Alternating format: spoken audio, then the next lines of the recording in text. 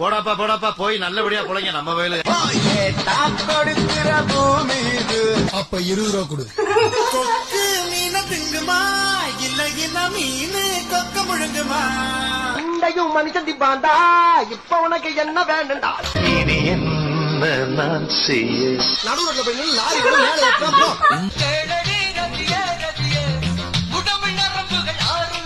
ஏண்டா உடம்புல 7-8 இத்து போன நரம்பு தான் இருக்குது, உனக்கு 6 லட்சம் நேரம் வேலை செய்தா?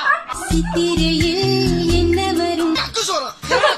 என்ன இதுவோ என்னை சுற்றியே புதிதாய் ஒளி வட்டம்